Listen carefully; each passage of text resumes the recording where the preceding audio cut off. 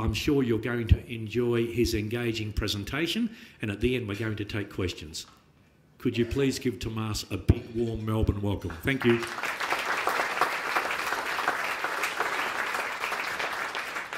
Thank you, Peter.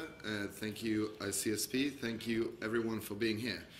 I'm going to talk about the personality of good customer service people, the personality of their leaders, and the interface between employees' engagement and consumer engagement. So what's interesting today about the world of work is that more and more we find that employees seem to want consumer-like or customer-like experience. This is a big shift from the situation we had around, or exactly, I would say, a century ago, where the first kind of assembly lines, Fordism, the Taylorization of work, something that Marx had predicted a few years earlier, were commonplace in the mainstream situation in the world of employment. Okay, so if you think about alienation, the opposite of it is probably engagement. And I think that's the situation or the culture we're going through now, where employees want work-life balance. They want to be engaged, they want to have a meaningful career, they don't just want jobs that pay well or that are prestigious or get them recognition. They want meaning, and we even hear about things such as the gamification of work or the gamification of life. So there seems to be kind of the boundaries between joy, pleasure, and work seem to have been progressively eliminated. So in order to understand employees now, I think we need to understand consumers, which begs the question of what do customers or consumers need? Not just what they want, but what they actually need. And this is why psychology is so important. For over 100 years, psychologists have been trying to decode the DNA of people's motivation. What is it that drives people everywhere, not just in a specific culture, not just among a specific age group. And so this is a question that concerns our values, our needs, or our motives. And we at Hogan have a very simple model to describe what people need and what they want. We have these values that are illustrated here in blue that can sort of be grouped alongside or grouped across these three main clusters or categories. So in other words, or in very simple terms, what we mean is that anywhere, everywhere, and since the dawn of civilization, people are mainly driven to achieve three main things. Okay?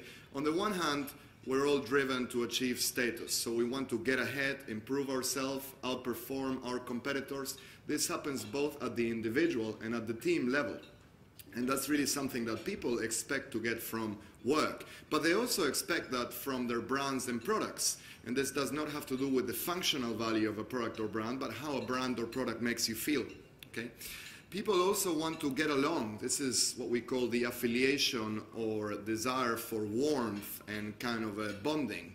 And Sigmund Freud has a really interesting quote to refer to this natural tension between our desire to get ahead and our desire to get along. He equated or said that people are like hedgehogs in the winter.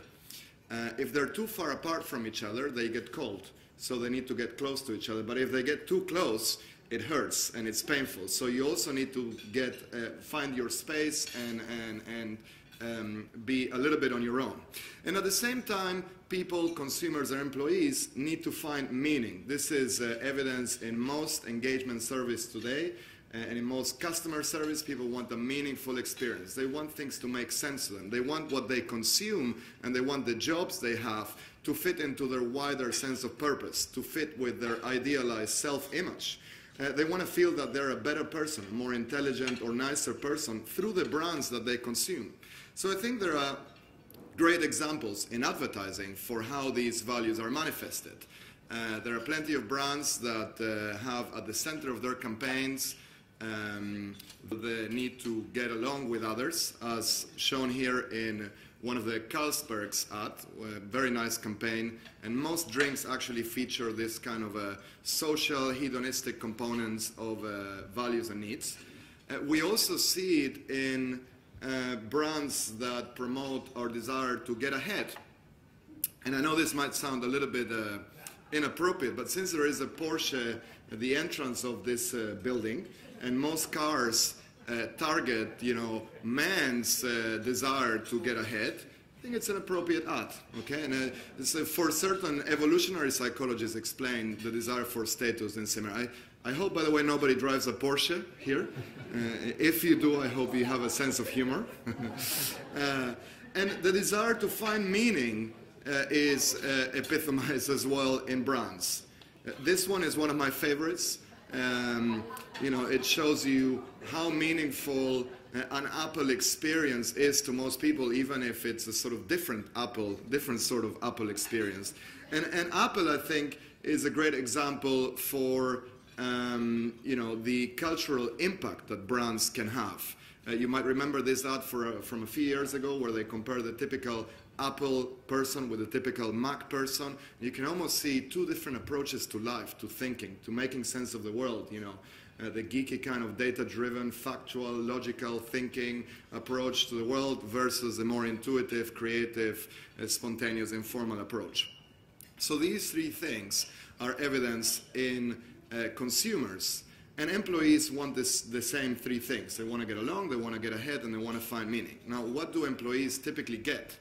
They get the complete opposite.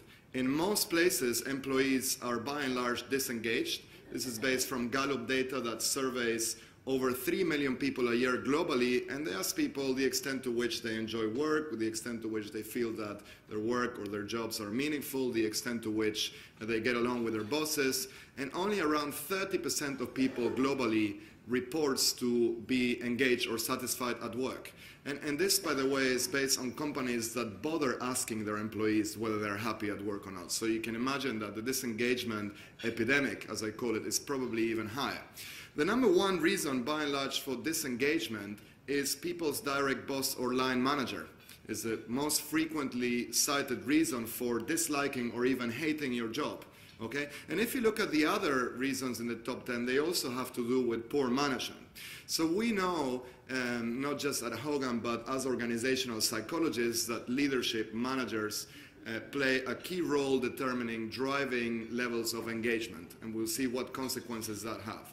So when you look at what people really need from leaders, from managers, the key factors that emerge tend to be these four. They want leaders with integrity, they want leaders with good judgment, they want competent people, and they want people with a vision. Note that this is very different from the kind of rock and roll or Hollywood style theory of leadership portrayed in most movies and most biographies, which if you believe in that, you would think that people want charismatic, narcissistic, crazy leaders. That's not the case. The engaging leader have these four key attributes, and that applies to all sectors. But we know that there are certain specificities or peculiarities that apply specifically to the customer service sector. This is from work done by PBC with ICSP, where they first try to identify or decode the DNA of the perfect customer-centric leader. What should managers be like to engage and inspire people in the customer service sector? And what you can see is that people skills, emotional intelligence, EQ, the ability to get along, to promote and inspire or elicit warmth in employees, it's very important. Managers are the key engaging factor or factor of engagement for employees. And remember that employees want to engage as much as consumers. They want meaning, they want to have a nice and positive experience.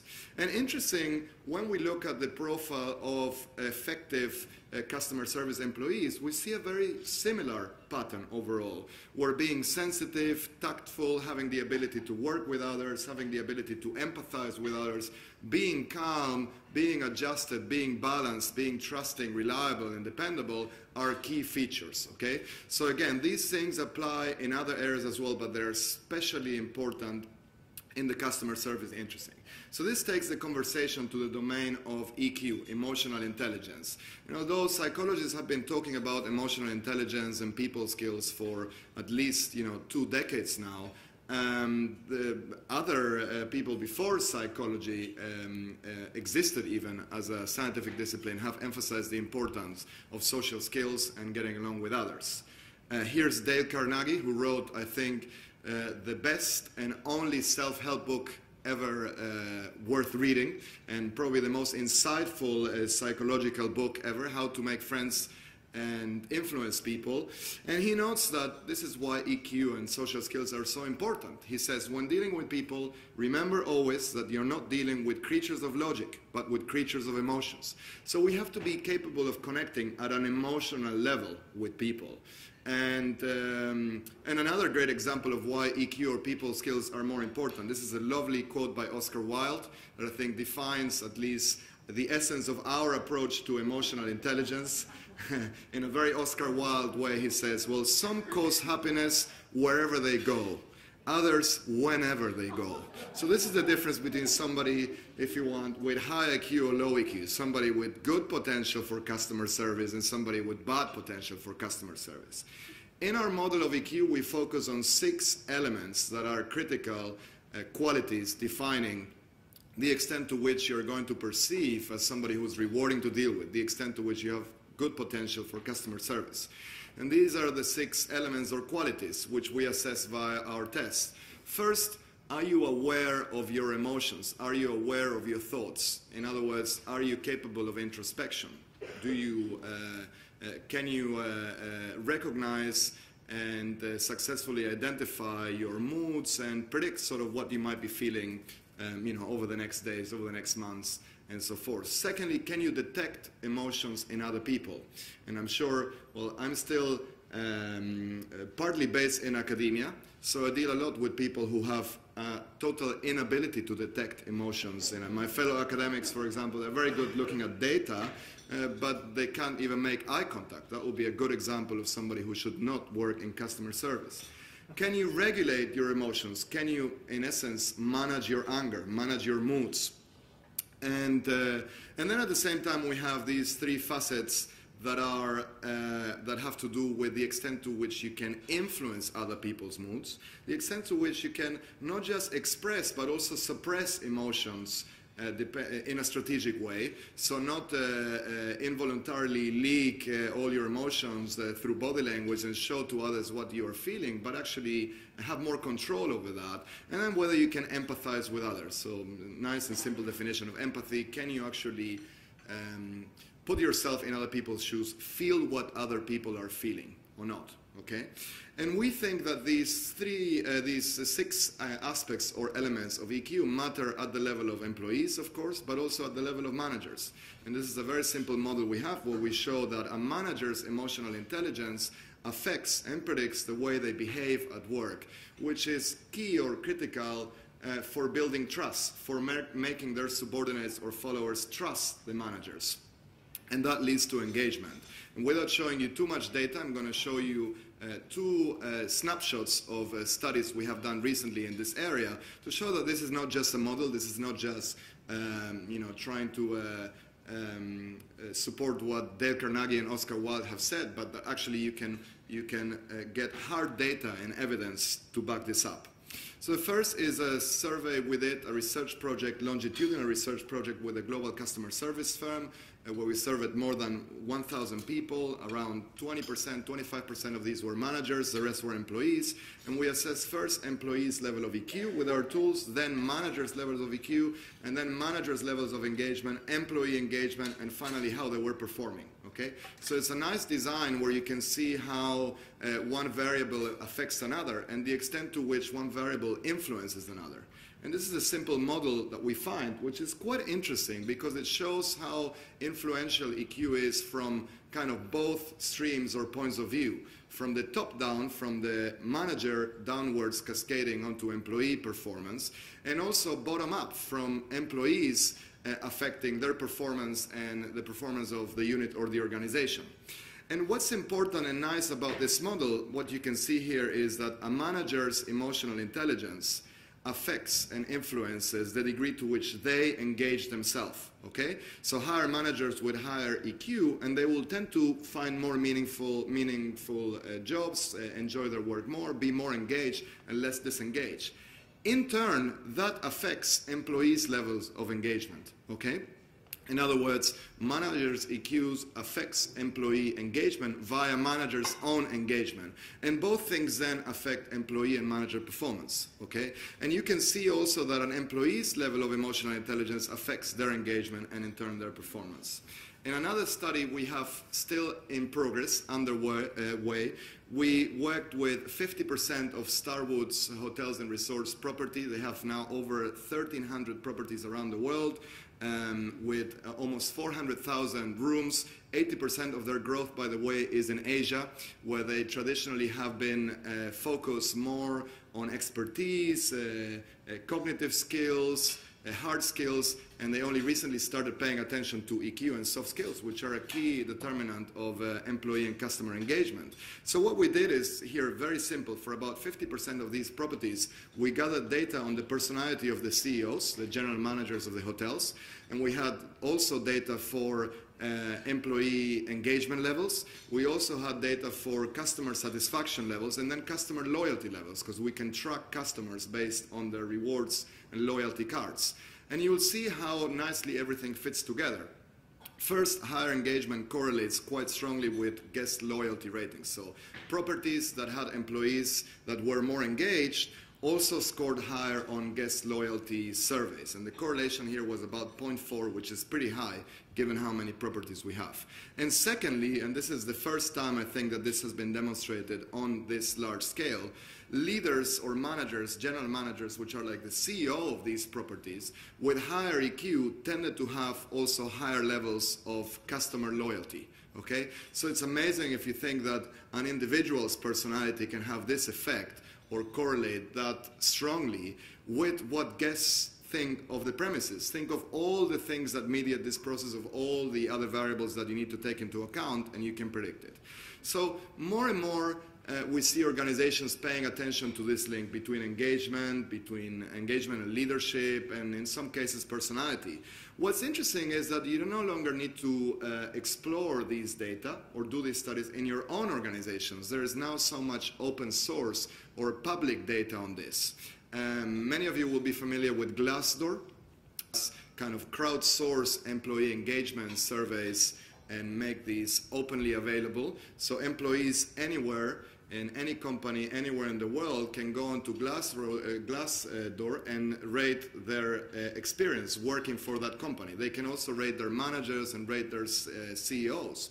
And there have already been studies that correlate ratings of companies, CEOs or managers on Glassdoor with things like the Net Promoter Scores, and we are currently working with Future Brands, a global advertising consultancy, correlating these data with brand valuation. And so far we find, guess what, a correlation whereby the most valued brands in the world also rate more highly on Glassdoor. In other words, people love working in places that are seen, that are actually successful and that are effective, and where there is a connection between those places, their brands, and how much their customers enjoy their brands and products.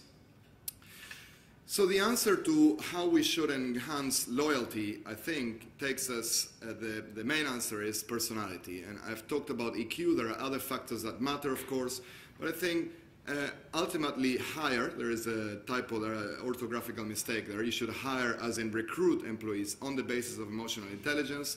You should also hire managers, especially in customer service, on the basis of emotional intelligence. And you should also try to develop emotional intelligence in both managers and employees, especially if they don't have much of it. So treat employees like consumers, and they will treat consumers well, like they want to be treated. And what's interesting here, I think, that people are starting to understand this, at least conceptually. What's interesting is that more and more these premises are at the interface between human resources and marketing. Okay, so 10 years ago even, it might have been unthinkable to think that marketing department, advertisers, advertising executives would draw on HR principles to advertise or promote their brands and their companies. But now this is happening. I'm going to show you two examples of this. The first, we can skip through this. The first is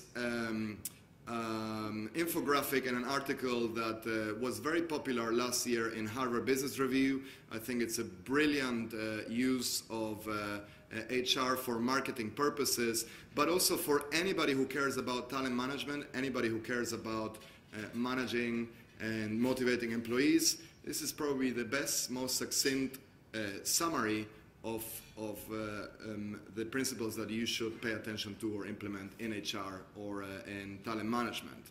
So Netflix published it as the 5 talent tenets, and I really like this. Number 1, hire, reward, and tolerate only fully formed adults. This is their way of saying EQ. Tell the truth about performance. Managers own the job of creating great teams. Again, this is why a manager's emotional intelligence, trust, integrity matters, because it happens at the level of management, not at the level of CEO or senior leadership. Leaders own the job of creating the company culture. And then good talent managers think like business people and innovators first and like HR people last. Okay, and this was a little bit of a kind of a backhanded compliment for the traditional HR establishment.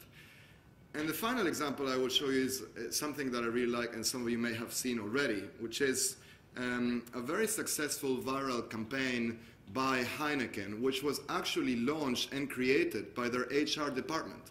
Their marketing department had no idea that HR had done this.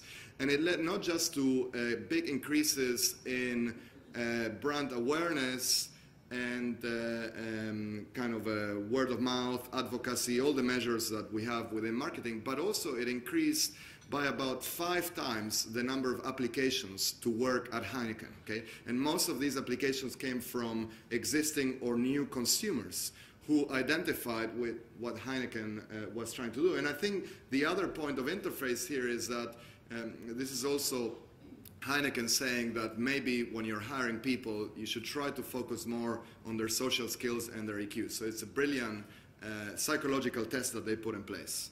Okay, so let me see if this works. What's your management style? Passionate.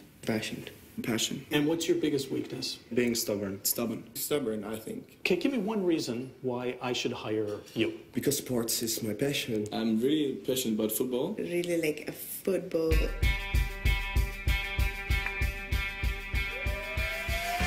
When you are looking for a job for an interview, teeth are brushed. You look good, you feel good.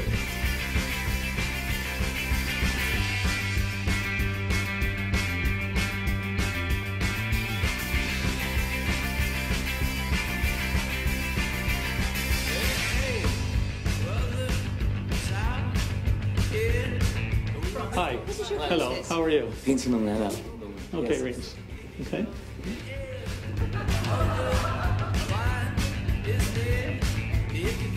And so you liked it when we were walking hand in hand? It made me feel comfortable, yes. Oh, interesting. We'll see what happens. Yeah, well, thank you very much for your time, I suppose. Okay. Thank you very much. Yeah. All right. Okay. Thank you. Here's the rest of the very nice weekend. Thank you. So are you sure? I'm fine. I'll get a little water in a second.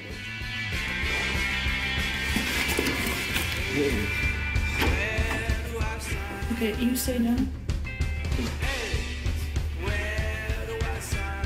Stay away, please. If we're talking about money, how much money do you think you would like to have for the position? Last time this happened was at a disco. The disco day? Fire and passion or cold and calculated? I would say cold and calculated because... Wrong answer. Fire and passion. Other people get infected by my enthusiasm. You think I'm getting infected right now? We need to go. Come, Simon, Mr. Ross. Okay. Please. Come on, we need to get going. Missing a hand here. Can you help us, please? Can you help us, please? There's a fire or something. We have a gap here. Sir. Good one. Hold your weight back. Okay, he's okay. Okay.